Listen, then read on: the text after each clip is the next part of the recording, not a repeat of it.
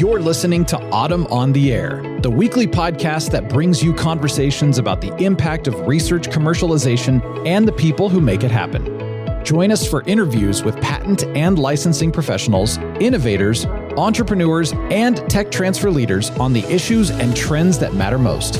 Keep listening for an inside track on the people, IP policies, and politics changing our world. Welcome to Autumn on the Air. Today we're talking about something that's on everyone's mind, funding. Specifically, how tech transfer professionals can advocate against the current proposed cuts to research funding and be a resource to their universities during this challenging time. Joining me is someone who knows the ins and outs of advocacy in Washington better than most, Mike Waring, Advocacy and Alliances Coordinator for Autumn. Mike's been deeply involved in Autumn's advocacy efforts for nearly 20 years. Mike's worked on tech transfer and intellectual property issues in both university and government settings, spending 2 decades as director of the University of Michigan's DC office and leading efforts with AAU and Autumn. Welcome back to the podcast, Mike. Glad to be here. Well, it's always great having you on the podcast, Mike, and we have a lot to talk about. And I wanted to start off with something fresh, particularly the Hill Day at the Autumn annual meeting that just wrapped up. You were there meeting with policymakers and making the case for tech transfer. What was the strategy and focus for those conversations? Well, I think having Autumn in Washington, D.C. was strategically done to try to have an opportunity like this to actually speak directly to people who are involved in making decisions that affect tech transfer directly. So I think that was a great strategy. It took a lot of planning to get all those meetings set up and to get enough volunteers from different states to participate, but it was great. I think the idea was this is a chance really at the beginning of a new Congress and a new administration to actually come in and sort of explain what it is we do. Why is it so important? What is tech transfer? I mean, the average person doesn't understand that. They want the benefits of that. They want the great new drugs or the new cell phone or the new windmill or whatever we're making, but they don't understand how it's created, why it's so important. What are the steps that you go through from the idea to the implementation to the licensing and all that sort of business that goes around there. So having a chance to sit in front of people in Congress and walk through that was really an opportunity I think that the board wanted to take, and I'm glad they did. And we'll see about the benefits hopefully down the road. Now, with the current proposed budget cuts to federal research funding, what's at stake for university tech transfer offices, and how do these cuts directly impact innovation and commercialization efforts? Well, what's been proposed, at least initially, is that they want to put a cap on what are called the indirect costs, the overhead costs, the costs that universities and institutions have for just having a lab, having the space, having the lights and the air conditioning and all the things that it takes, the infrastructure. I think at the conference, Congressman Auchincloss referenced it as being kind of like you had a house, but you need the driveway and the highway in front of you to get in and out of there. So who's going to cover that? And that's really kind of a general a policy thing, a need for the whole community. So let's have the community provide that, and then you build your own house and attach to it. So in some ways, it's the same kind of idea here, I think. So the 15% cap is in many instances far below what universities have negotiated.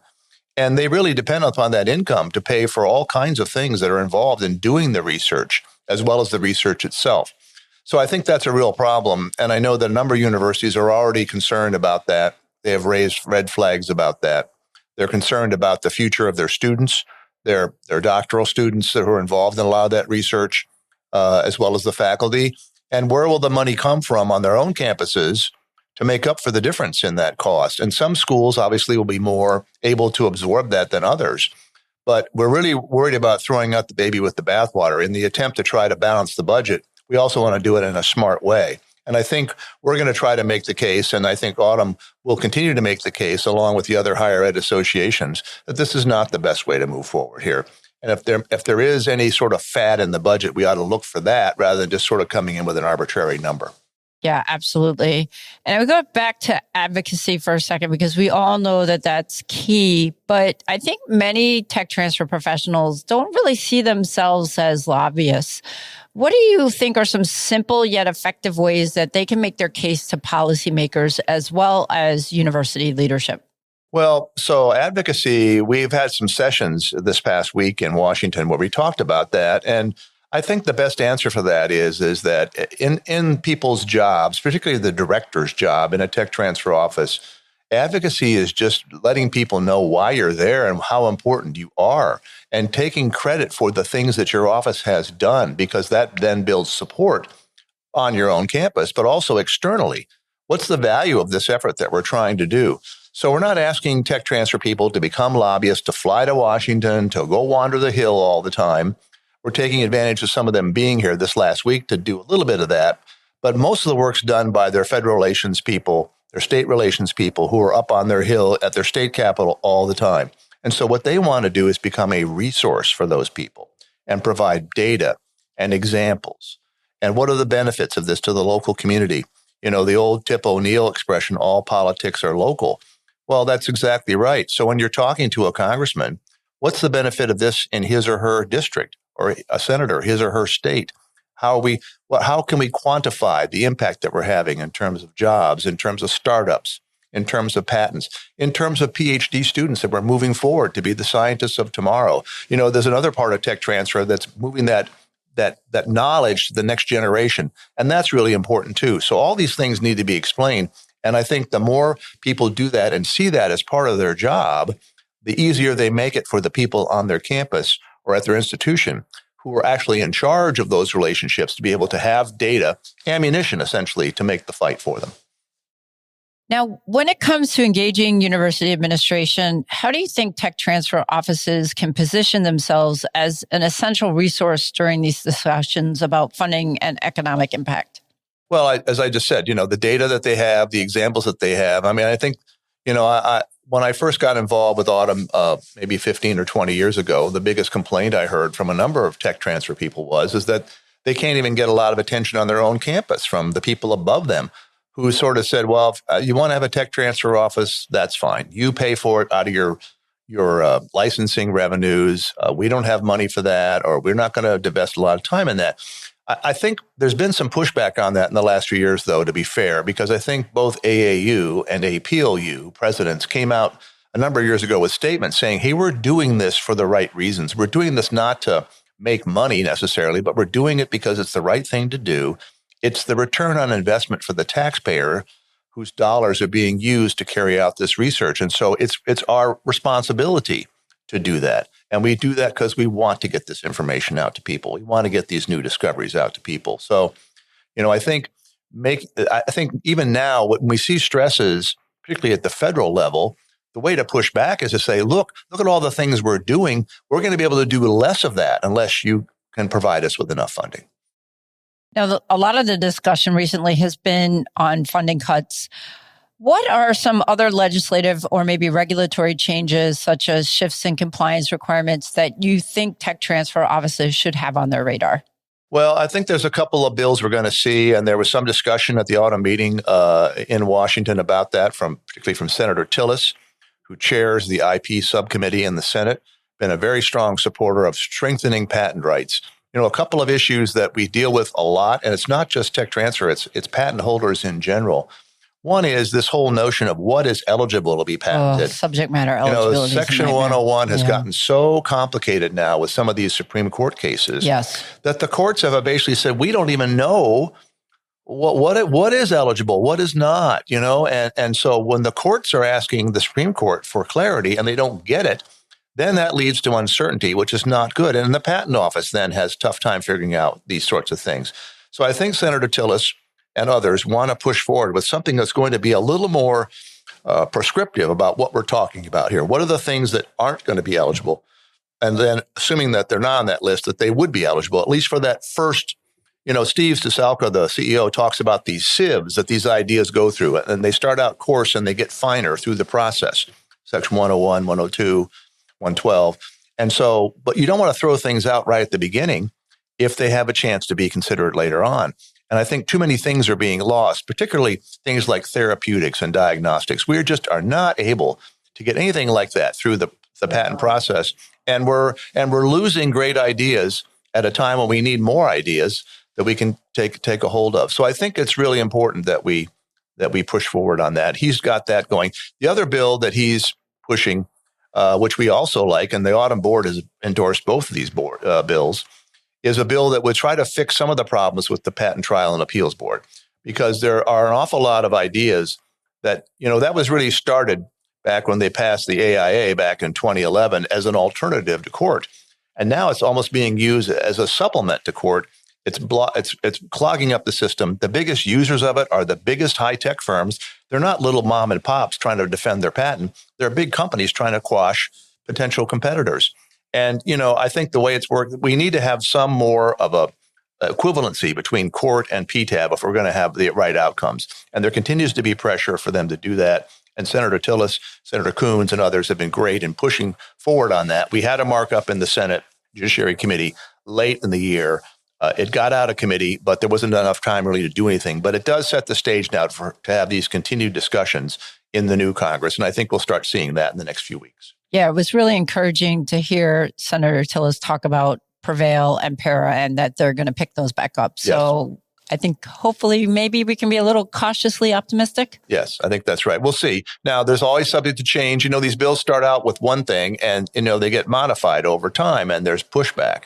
And so you have to kind of hold firm. And so what we want to do is try to get most of those bills through the door and get onto the Senate floor and get passed. What happens in the House will be a little different track. So we'll have to see. But you can only do these things one step at a time. And as we make more incremental progress, hopefully we'll see more opportunity for people to understand these issues and why they're so important. So in the face of funding cuts, we often hear about the importance of demonstrating economic impact. What kind of data, case studies, or narratives are most compelling when making a case to lawmakers or university stakeholders? Well, I just think you need to look at your own track record. When I was at the University of Michigan, our tech transfer office put out an annual report every year. How many startups did we have? What did they do? What was our revenue? What was our patent stream? How many discoveries did we make? How many things that actually got to the finish line? And that's all data. But I think also, if there's a way to, and I think Congressman Auchincloss mentioned this at the annual meeting, talking about putting a face on this. So maybe there's a way to get some members of Congress or local officials in front of actual startup companies. This is what we're talking about. We're talking about a company that's just been created, spun off from technology that we discovered here at our university or at this institution. And it has the chance, if it grows and becomes viable, to become a major player in our local community. Remember that most of the innovation that occurs on a college campus, at least the initial phase of it, happens right around the campus. It's not always going to the coasts. It actually happens wherever it's made. So I think that's really important. And those are the examples that we can try to hold up for people and say, these are things that we're getting done, job creation. There's nobody who doesn't want more jobs. That's not a partisan issue. There's nobody who doesn't want more revenue, more new cures for diseases, more new medical devices, more new communications things, or whatever it is you're working on. So we all want more of that, and the way to get that. And so let's find these examples. Let's tell our great stories, and let's arm the people that can help us spread the word about that. Now, if a tech transfer professional is new to advocacy and wants to start engaging, do you have some suggestions on some of the first steps that they should take, whether it's reaching out to a legislator, joining an organization, talking to their administration, or perhaps something else? Well, I'm going to suggest that if you're the director of the office, it's a little easier to go engage than you are somebody down the pipeline. So anybody who's not at the head of the office ought to be talking to his or her boss first to see what is a role that I can play to be helpful. The director of the office actually should have regular contact with the vice president of research, the federal relations people. Those are your conduit for reaching the audiences we're trying to get a hold of here on these issues.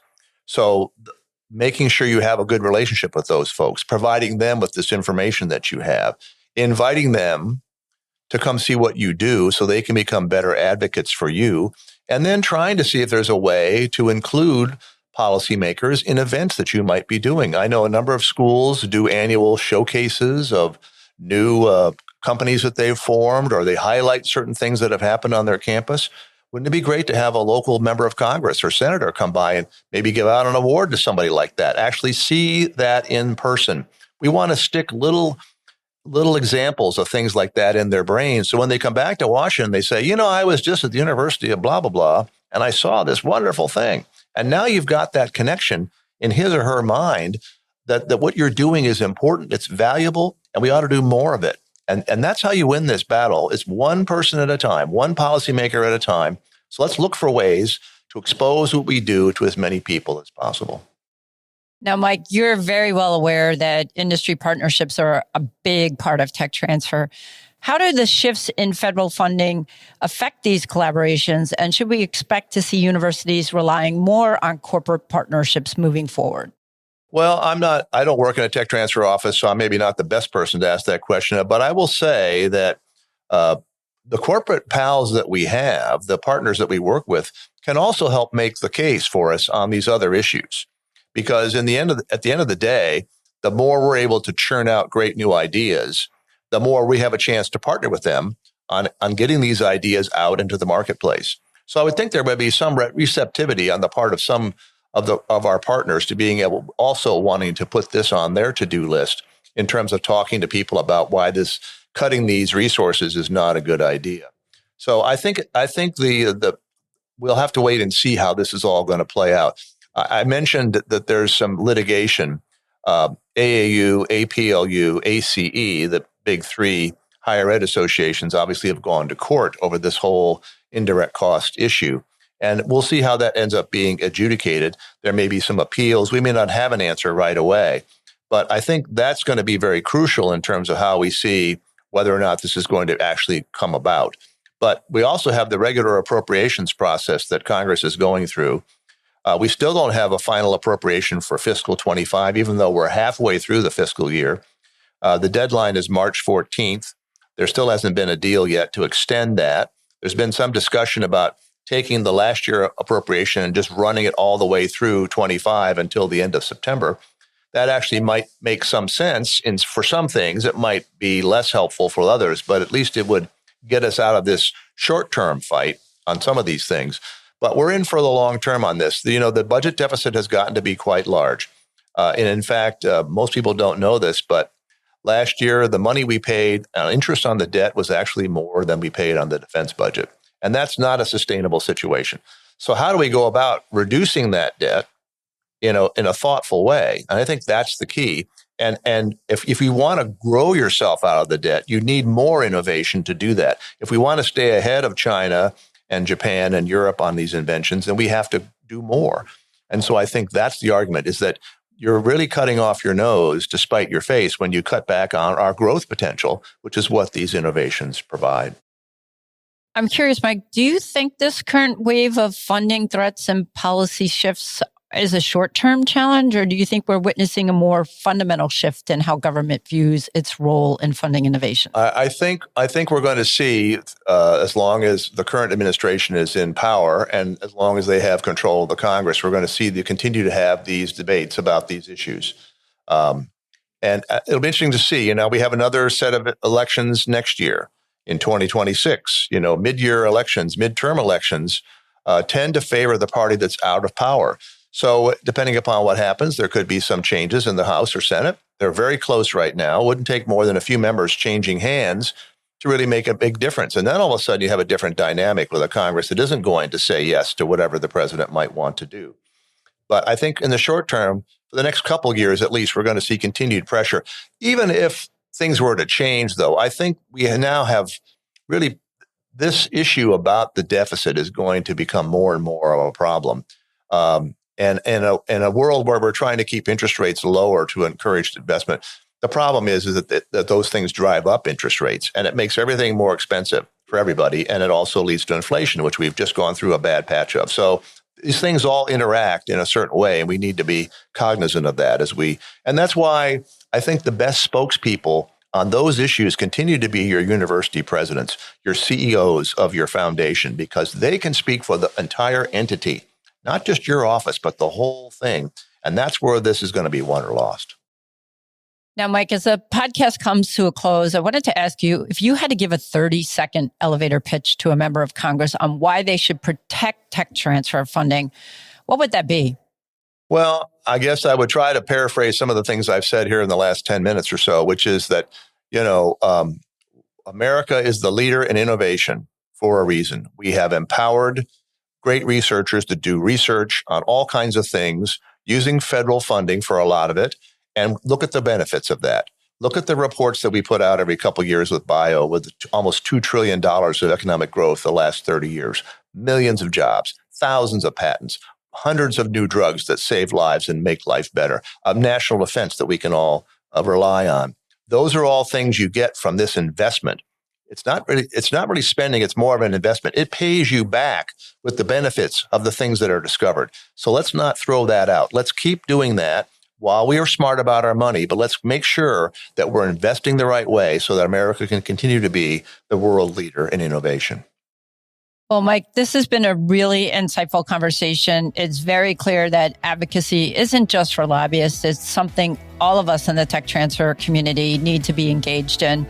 Thank you so much for being on the podcast today and breaking this down for us and sharing your expertise. Happy to be here. Thanks for listening to Autumn on the Air with Lisa Mueller. Get social with us and share your thoughts. You can tweet us at AUTM or visit us online at AUTM.net. We'll be back next week on the air. Be sure to join us.